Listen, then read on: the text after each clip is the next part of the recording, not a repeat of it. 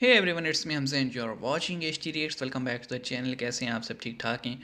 तो हम आज आपके लिए वीडियो लेकर आए हैं जिसका टाइटल है अंबर और तारिक फ़तेह ने मिलकर पेला जाकिर मुल्ला को, यानी जाकिर नाइक को।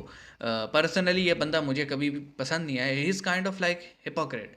इससे जब भी कोई सवाल होते हैं ना मजमे में, एक तो वो मुझे लगता है प्लांटेड सवाल होते हैं। मतलब ऐसे इतना भी कौन जीनियस होता है कि उसको सारी किताबें रटी हुई हैं, ऐसे नहीं होता। प्लांटेड सवाल मुझे लगते हैं। और दूसरा, कोई भी लॉजिकल रीजनिंग वाला सवाल आता है तो इसका पहला मुद्दा क्या होता है कि अगर मैं जीत गया तो आप कन्वर्ट होंगे। सर, कन्वर्जन होना या ना होना वो उसकी अपनी मर्जी है। आप फोर्स कैसे कर सकते हो इतने बड़े मजमे में उसको?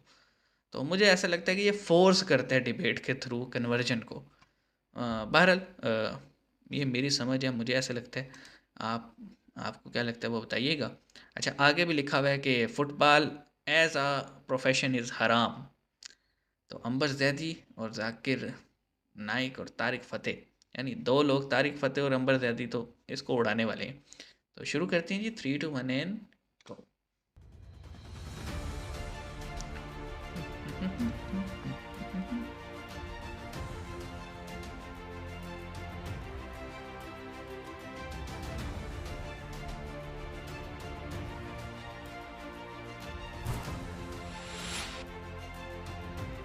इट्स नमस्कार डिबेटेबल। दोस्तों, मैं हूं आपके साथ अंबर जैदी और स्वागत है आप सबका हमारे आज के खास कार्यक्रम में।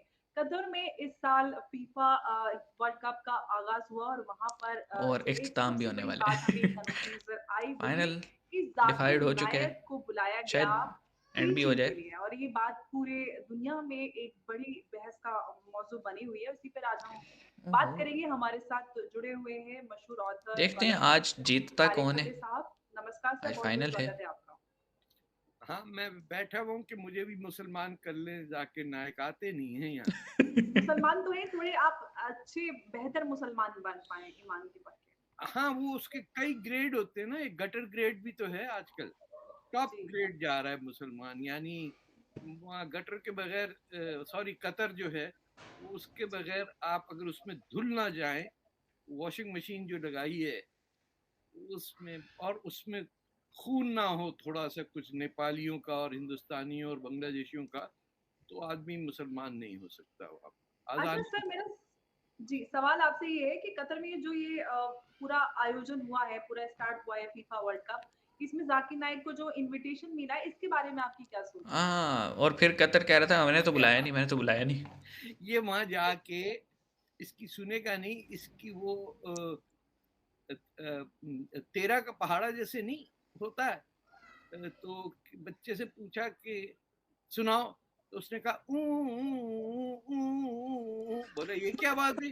बोले साहब ट्यून याद है, अल्फाज याद नहीं गाने के। तो उनका ये क्या है कि ये हमें क्या एग्जाम्पल ट्यून दिए। याद दिला देते हैं। अरे भाई, कहाँ अपनी बदसूरत शक्ल लेके किधर जाओ, मलेशिया में। आप अंदाजा लगाइए कि उसको सही ऐसा, पेल रहे हैं। हालांकि नॉन हेट मॉन्गर है, उसका इन्वॉल्वमेंट है स्मगलिंग में, उस पर इल्जामात हैं।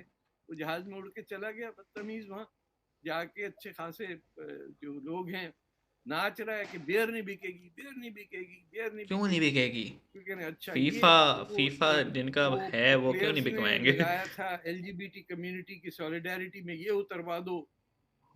मतलब खेलना है नहीं, आपने आता आपको कुछ है नहीं।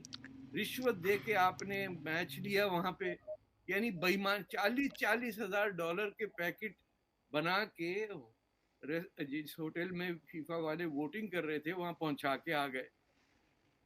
रिश्वत दे के चोरी करके एक वर्ल्ड कप कर रहे हैं और शुरू कर, बोले नहीं इस्लाम से हम शुरू करेंगे, यहाँ तिलावत कुरान पाक होगी। अरे उसको तो तुमने कब से अलविदा कह दिया, इस्लाम हाँ, को और वैसे उसको सच्चाई को, जिसको भी है। उसको एक 6,000 रिलीजियस साढ़े एंगल छह देने हजार की तो क्या हमारे ज़रूरत थी ओपनिंग सेरेमनी को? हिंदुस्तानी, मुझे पाकिस्तानी, समझ में नहीं आई ये बांग्लादेशी बात। और नेपालियों को मार के उनकी बॉडीज अभी तक स्टेडियम के अंदर कंक्रीट में पड़ी हुई हैं। वहां जाके इस्लाम का बोलबाला होगा। मैंने तो शुरू से बॉयकॉट किया हुआ, मुझे पता भी नहीं कि कौन सी टीम क्या खेल रही है। लेकिन नहीं, हमें सुना पता है। बच्चे भागे चले आ रहे हैं, वहां तिलावत कर रहे हैं, फरिश्तों की तरह उड़े जा रहे हैं। पैदा होते के साथ ही हमारे कान में तिलावत हो जाती है। बड़े ढंग के मुसलमान बन गए आज तक। कोई है ऐसा मुसलमान जिसके कान में तिलावत ना होती हो और वो जरा सी मैच्योरिटी एज में आके कोई बेईमानी ना करे? तो ये भी नहीं कि पेनिसिलिन इजाद कर 10 ली साल की हो उम्र से या ही सारे होते मोटर हैं, कार 18 का साल इंजन के। बना दिया हो, ये समझ सुई रहे हो? धागा बनाया हो, कुछ जूते के कुछ तस्मे कुछ तक तो बना नहीं सकते हम, फुटबॉल खेलने आए हैं, बताइए। अच्छा, सवाल मेरा सर आपसे ये है कि हम सब जानते हैं कि ज़ाकिर कतर को नाइक जो पेल है दिया, वो हम जाकिर को भारत में पेलने के देखने वांटेड आए है, थे। बगुड़ा घोषित है। तो ऐसे में हाँ, जो कतर के शेख हैं, उन्होंने जो इंडिया के कंसर्न्स थे, उनको एकदम डिसरिगार्ड करते हुए उन्होंने जिस तरह से ज़ाकिर नाइक का वेलकम किया है, इस पर इंडियन गवर्नमेंट को किस तरह से रिएक्ट करना चाहिए? प्रोटेस्ट करना चाहिए। देखिए मैं इसमें बगैर ये कहे हुए नहीं, ये सच नहीं होगा कहें कि हिंदुस्तान की हुकूमत जो है, भारत की जो हुकूमत है, उसने अपनी कमजोरी दिखाई है। उनको क्या पड़ता है कि वो ना प्रोटेस्ट करें? एक कतर ने उठा के वो बेचारी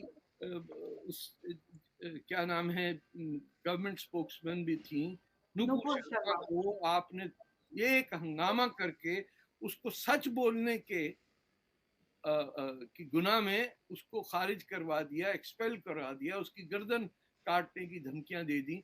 और यहाँ बैठ के एक आदमी जो आपके यहाँ non he is a wanted man, Malaysia में पनाह ली हुई है उसने उसने यानी काफिरों को मारने का फतवे जारी किए हुए होंगे। इंडिया के अंदर कहा कि जहां भी मिल जाए उसको मार दो।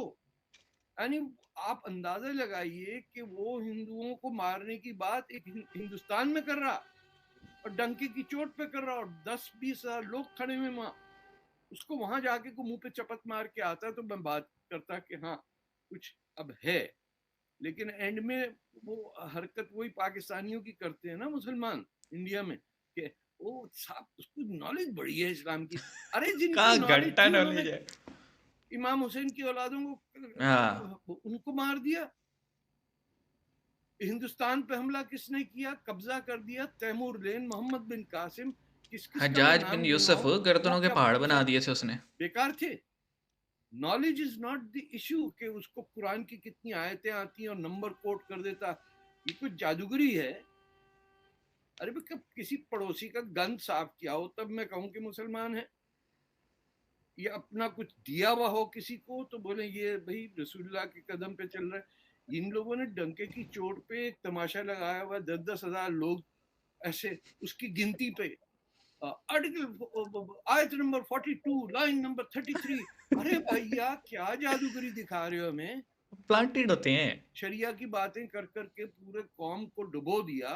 दिमाग यानी खराब किया कहीं होगा। आप बताइए मोरक्को से लेके इंडोनेशिया तक कोई काम की बात करता है कोई मुसलमान? हर जगह इसी टाइप के लोग खड़े हुए हैं और हमें पीछे रखे हुए, कानों में अजाने दे देते हैं बस। ओके, तो तारिक फ़तेह साहब लॉजिकल बात कर रहे हैं, क्योंकि पहली बात तो ये कि कतर को चाहिए था कि अगर आपने फीफा वर्ल्ड कप अपने पास आपको चांस मिल ही गया, जैसे भी मिला, आपने रिश्वत दी या फीफा ने खुद दिया, उस बहस में नहीं जाते। लेकिन उनको एक जो इमेज था ना कि जनाब जो नॉन मुस्लिम है वो फ्रीली मूव कर सकते हैं, वो दिखाना चाहिए था। उन्होंने ऐसा किया नहीं, उन्होंने तरह तरह के पाबंदियाँ लगा दी कि जनाब जो नॉन मैरिड होंगे या बॉयफ्रेंड गर्लफ्रेंड होंगे, होटल से इशू होगा, और अगर सेक्स ऑफेंडर मिल गया कोई, उसे नहीं छोड़ना हमने, वन नाइट स्टैंड वालों को नहीं छोड़ना, जो कि वहाँ बड़ा वेस्ट में कॉमन है और कंसेंशुअल होता है वहाँ पे, जो भी होता है कोई फोर्स्ड नहीं है। तो वो उन्होंने पाबंदियाँ लगवा दी। फिर एलजीबीटी का इशू, इसराइल पैलेस्टाइन वाला इशू, यानी आपने उस इवेंट को पॉलिटिसाइज भी कर दिया। आपने उस इवेंट को जो है ना बीच में रिलीजियस एंगल दे के वहाँ भी रोले डाल दिए। मतलब अगर आपने रिलीजियसली करना ही था और आपने दिखाना था कि Qatar is a welcoming world for everyone, तो फिर जनाब आप जो है वो वहाँ पे इस्लाम जैसे आपने तिलावत कराई है, वहाँ पे आप क्रिश्चियनिटी का बंदा भी खड़ा करते, वहाँ पे आप सिखों का भी करते, वहाँ पे हिंदुओं का भी करते, वहाँ पे आप ज्यूइश का भी करते, यानी सारों को फिर मौका मिलना चाहिए था। फिर हम कहते कि Qatar is a neutral venue, लेकिन ऐसा हमें देखने को मिला नहीं। और फिर जाकिर नाइक की एंट्री, जिसको आधे से ज़्यादा मुस्लिम वर्ल्ड ही उसे गालियाँ निकालता है, क्योंकि आप रीज़निंग करने के बजाय, आप चीज़ों को एक्सेप्ट करने के बजाय, वो वहाँ पे जो है ना बहस करता है। और मतलब जहाँ पे जवाब नहीं दे पाता तो वहाँ कहता है जी he is like, he is this, he is उस, और जनाब आप जो है ना मुझसे अगले उसमें या प्राइवेट सेशन में बात कीजिएगा। मतलब मैंने ऐसे कई क्लिप्स देखे हैं जहाँ उसके पास जवाब नहीं होता तो वो कहता है जी ये बंदा मुझसे बहस कर रहा है। तो भाई आपके पास जवाब है तो जवाब दो, नहीं है तो बोल दो कि मेरे पास इसका कोई आंसर नहीं है। लेकिन वो और जहाँ पे उसे पता है कि ये बंदा सामने वाला इतना पढ़ा लिखा नहीं है या उसको अपने नॉलेज इतना नहीं है, तो वहाँ पे ये सीधा सीधा कहता है कि if I make a logical statement then you will have to convert. वो सीधा सीधा ये बोलता है भाई, जो कि मुझे उस पर वो है कि मतलब वहाँ पे लोग कन्वर्जन के लिए उसके पास नहीं आते, वहाँ पे लोग कुछ सुनने के लिए आते हैं, रीजनिंग के लिए आते हैं, और लोगों को वो मिलता नहीं। और मुझे समझ नहीं आती लोग इतने सारे वहाँ जाके करते क्या हैं, तालियां मारने जाते हैं, बैठ जाते हैं वहाँ जाके। तो मतलब हर हर उसकी बात पे तालियां मार रहे होते हैं। तो आ, मैं हमेशा ये कहता हूँ मुसलमानों को, देखो दीन सीखना है ना, घर से शुरू करो। किताबें रखो, इंटरनेट पे सारी किताबें अवेलेबल हैं हर फिरके की, निकालो टॉपिक पढ़ो, ओके, ख़त्म। कोई ज़रूरत नहीं है आपको किसी भी मुल्ला के पास जाने की। और बात तारिक साहब की सही है कि ये उन लोगों की उसमें से है ना जिन्होंने इमाम हुसैन और उनकी औलादों को नहीं बख्शा। और हजाज बिन यूसुफ ने बगदाद में और दमिश्क में, शाम में और सिंध में सरों के पहाड़ लगा दिए थे इन लोगों ने। तो आप इनसे क्या एक्सपेक्ट कर सकते थे फ़तेह साहब? हम तो एक्सपेक्टेशन रखते नहीं हैं अब। बहरहाल मिलते हैं नेक्स्ट वीडियो में। आपका क्या इस पे कमेंट है हमें बताइएगा। और ये भी बताइएगा कि किसको सपोर्ट कर रहे हैं आज के मैच में, फाइनल के, अर्जेंटाइन या फिर फ्रांस। तो see you guys in the next video.